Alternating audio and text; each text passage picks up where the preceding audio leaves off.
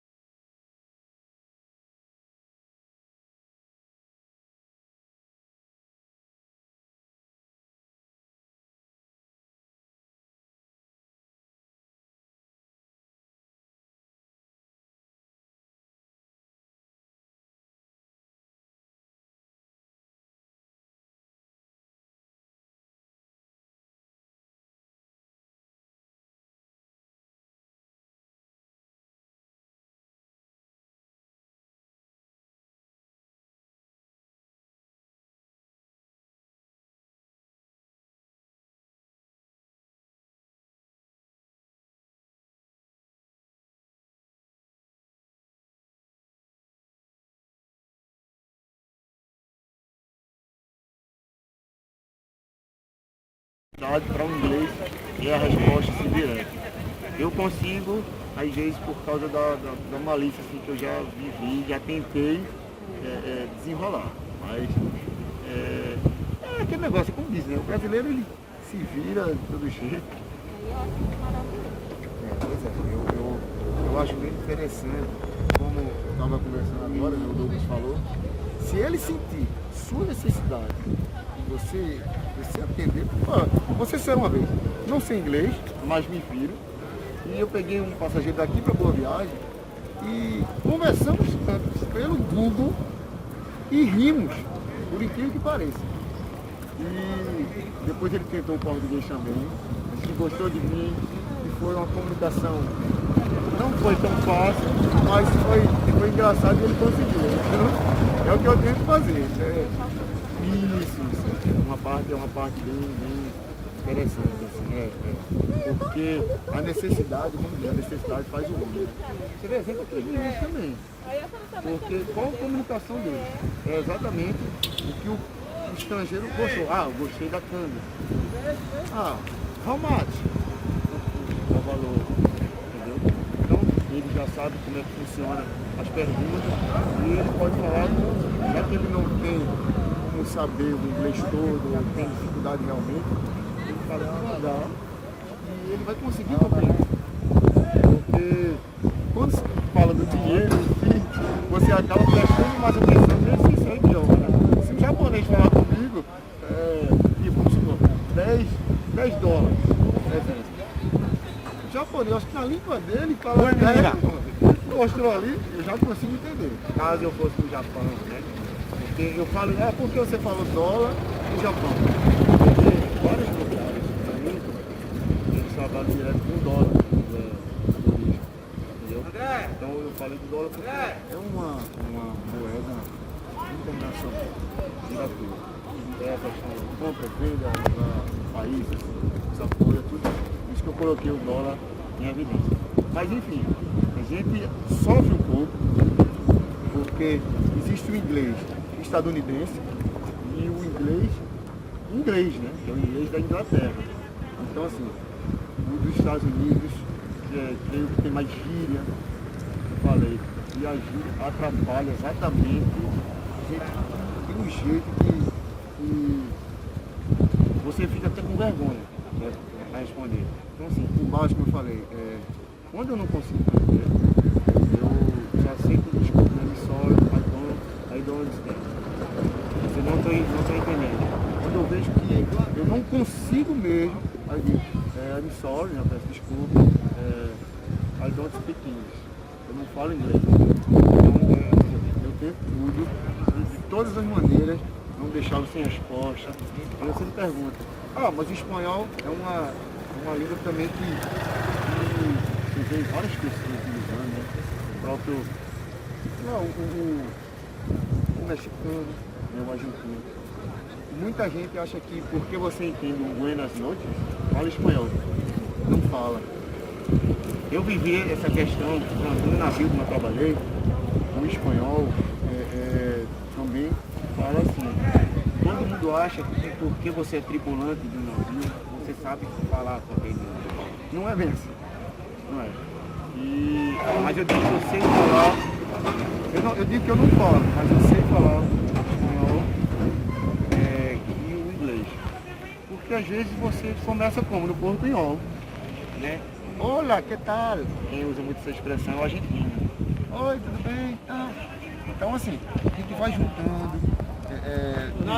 Para alguns países, camareiro pronto, assim, o Brasil, camareiro, que é uma cama, né? Tem países aí que usam o espanhol, camareiro não tem nada a ver. É garçom. Dependendo Eu não vou nem te dar a certeza disso. Eu aprendi isso, eu nem procurei saber, pra você ver.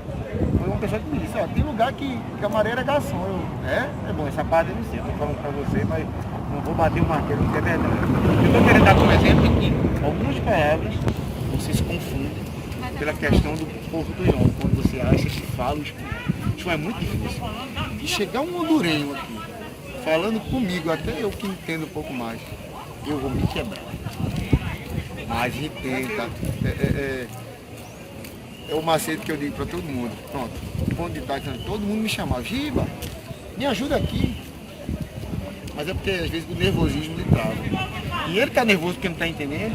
Eu fiquei nervoso porque eu não esperava.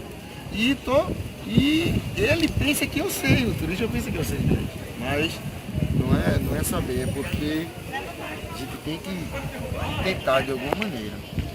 Uma coisa que eu aprendi lá fora é que ou você se vira ou você se vira. Você não vai morrer de fome.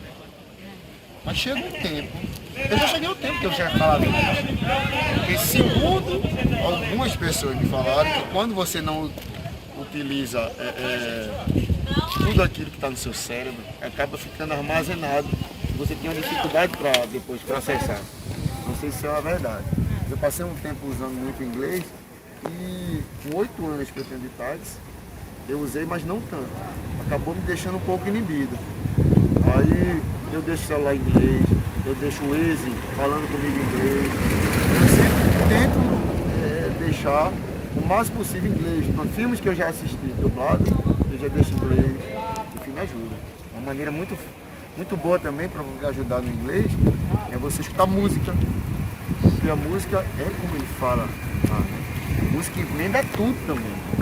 Quando você chegar um tempo, você compreender isso aí, você levar para o seu pessoal, eu acho que é a maneira que vai lhe ajudar. É fácil, não é fácil, é complicado, mas torna a dizer, quando ele entende que você está na necessidade de ajudar, de servir, de atender bem, aí você dá uma relaxada e você consegue seguir o seu trabalho.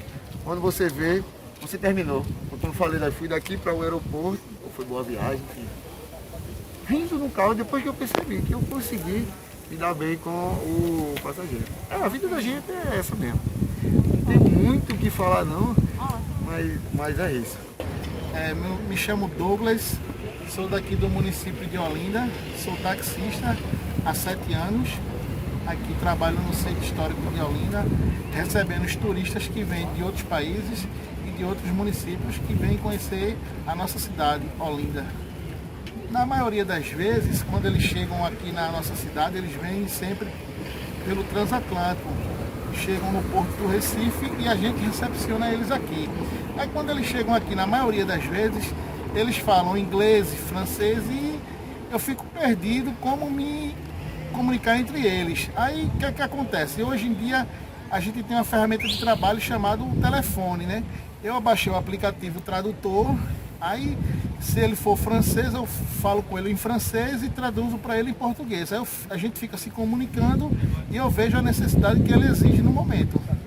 E o inglês também, da mesma forma, eu altero a comunicação de inglês para português e sempre como é que eu posso dizer, sempre tirando todas as dúvidas deles para onde eles querem ir. Geralmente eles vão na Casa da Cultura, vêm aqui para o Alto da Sé, vai no Porto do Recife, e aí assim a gente se comunica e vai desenrolando o percurso.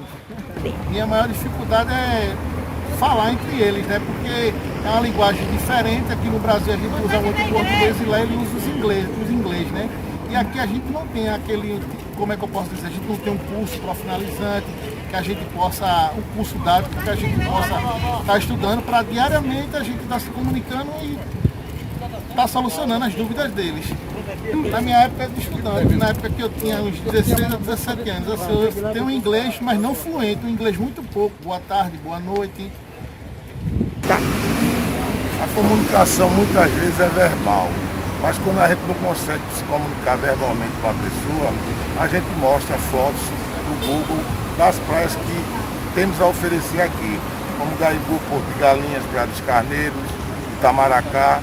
Então, mostrando essas fotos, nós conseguimos nos comunicar com ele e levarmos o mesmo até os locais de turismo daqui da nossa região. O inglês em si, eles preferem na Sé e andando.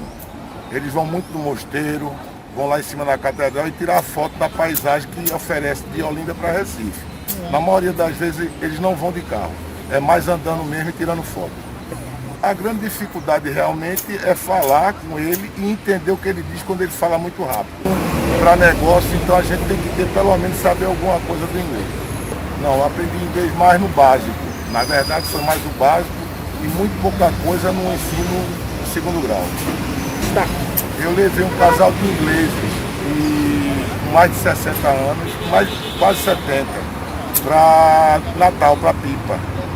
E eles gostaram muito de mim e me deram até dinheiro a mais do que era necessário, elogiando meu trabalho como motorista e apresentando a estrutura que tinha da BR, né? Daqui para lá, abastando as canas-de-açúcar, os pinheiros, que tem bambu, que é a plantação, que eles ficaram muito admirados com as plantações que tinham aqui, que era uma diversidade, né? Muito grande.